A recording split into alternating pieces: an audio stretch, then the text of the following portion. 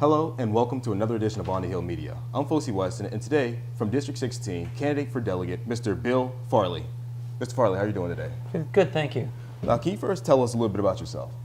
Well, I grew up in a small rural area. When I was 9 years old, I got my first job, and I've been working ever since.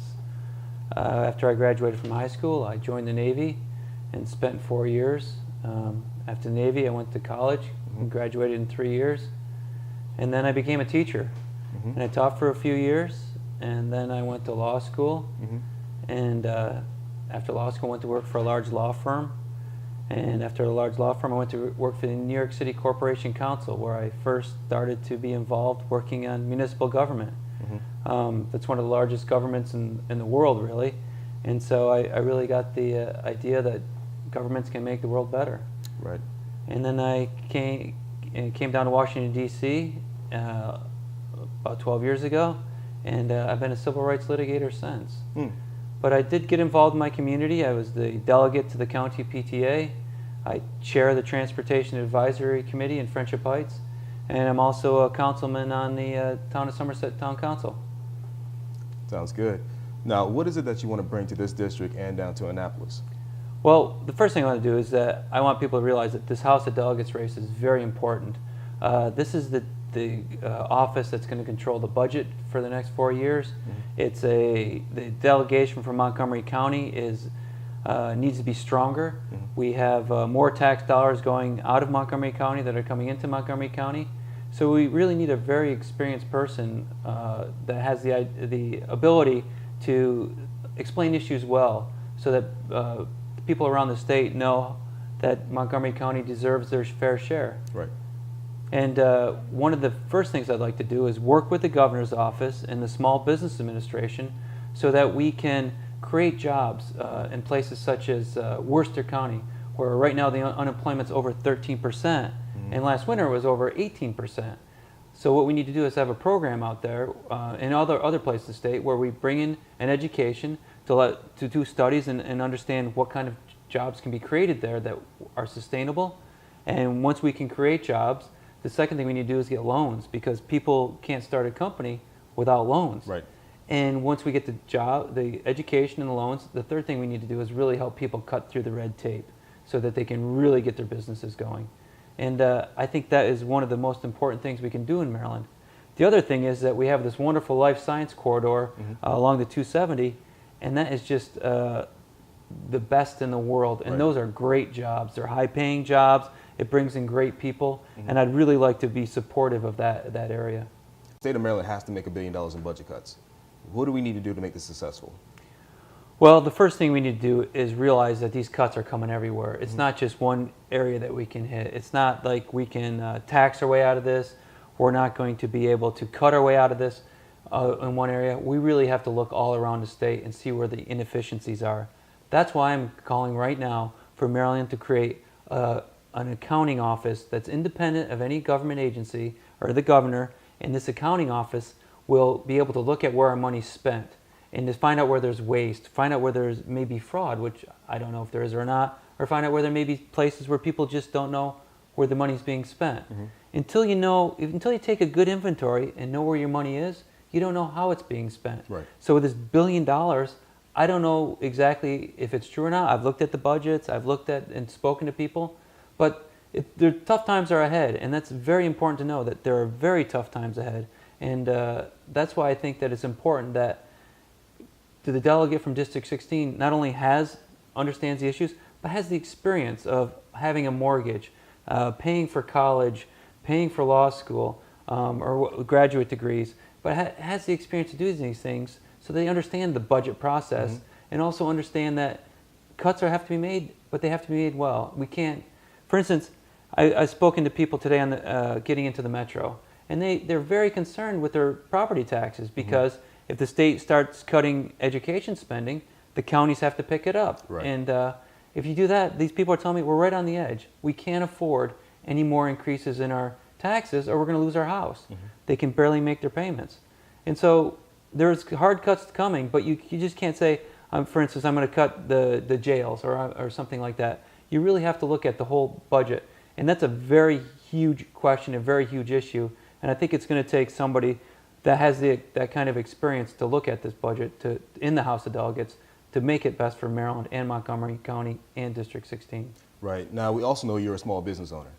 That's right. What problems do we face as small business owners that we need actually to address? Well, small business owners, a lot of times, you could be a great business, but not be a great accountant or not be a great person to comply with regulations. There's so much red tape out of there. We have to create simple pamphlets for people to look in and say, look, this is what the government's requiring of me to keep my business going. And so they don't have to spend hours and hours trying to figure things out. And the other thing that small businesses need is that they need support. They need services, and they need public transportation to get people into their businesses. And so that's why I'm calling for Montgomery County and the state, when they go to widen the 270 corridor, to think public transportation, to think where are the people working and where do they live, and how can we put public transportation between the two so that we don't have so many cars on the road. Right. And as a small business owner, I like the foot traffic. And if it's public transportation, people come off the public transportation and they're on foot. Right. If they're in their cars, they're driving through. Right. And so it's a win-win situation. A cleaner environment with better public transportation, more foot traffic so people can be out there and meet and buy things, services and goods. And then finally, it's just a great place for people to commingle and discuss ideas like we're doing right here. Right. That we have a Go Green initiative. Now, of course, we know in Montgomery County that you guys are pretty much ahead of the ball on that. What is your ideas to getting the rest of the state on the same ball? Well, we have to really look at the different options that we have. For instance, geothermal is something that we could develop here. That's a great technology that can heat our homes, and it can be used to cool in the summer. So that's a great technology to look at. Solar panels, that's another one that they have the state program, but right now the federal dollars aren't coming out because the banks won't loan unless it's in front of your first mortgage, which no bank's going to do that. Right. And then wind power, that's another great renewable resource. I think that's a lot of people in Montgomery County, you'll see their stickers on their doors, and that's another great way to generate energy. But I think the most important one is, as you can see from these windows, they're all new, because when you replace the windows, you don't have to create the energy. You have the energy that you never ever have to have. And I just think that's one of the most important things, is to teach people how do you save energy. And again, it's all interrelated. So if you have more public transportation, less people in their cars, you save the gas energy, you save the pollution that way.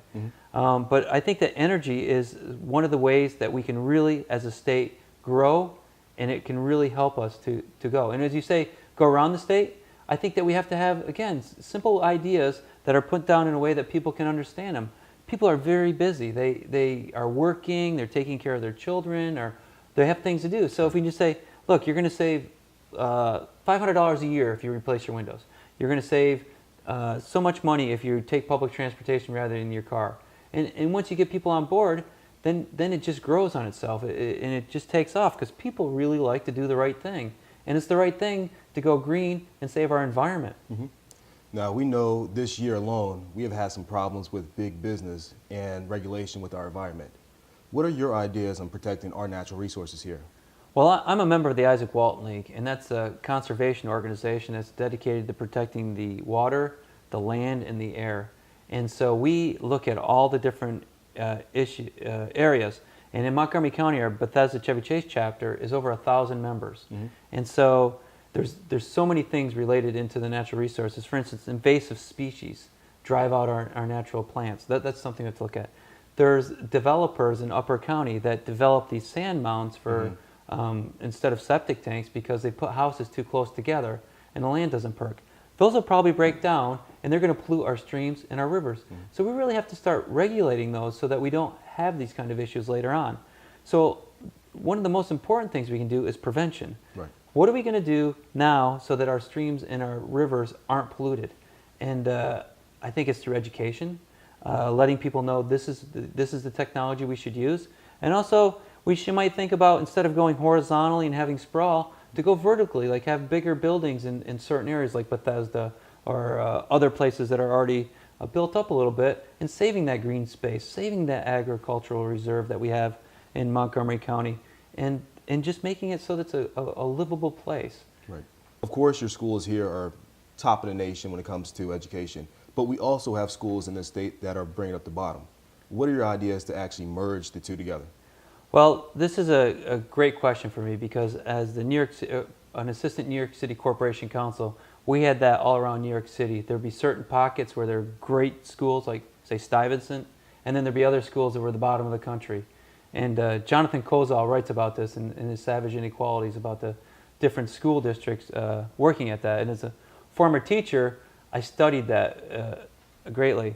The first thing we have to do is we have to talk to the people. We have to talk to the parents. We have to talk to the school. We have to talk to the teacher. There's so many different stakeholders in this process. We have to get all their ideas and see how we bring them on board. Mm-hmm. So we can look at Montgomery County as a model because here the parents are really involved in their children's education. They are a lot of times highly educated themselves, so they've gone through the education process and they know what they want and they know what's good for their children. And thirdly, they have the drive and the time to really get in there and make sure the schools are teaching their children the way they want them to. Right. So for instance, in New York City, we had inefficiencies. We had what was called community school boards, and I was part of the litigation team that actually we got rid of the community school boards because they weren't helping anybody get a better education, and they were taking money out of the schools. And so once we got rid of them, the schools got better. And I think New York City schools, when I left in the mid to late 90s, were getting better every year, and it's just it's a great model to look at. Rudy Crew was in there, and he really did a lot of great things. So in Maryland, the counties control it in their different school things, and so we really have to bring people together. We have to think, what are the ideas for here, and what are the ideas in Baltimore?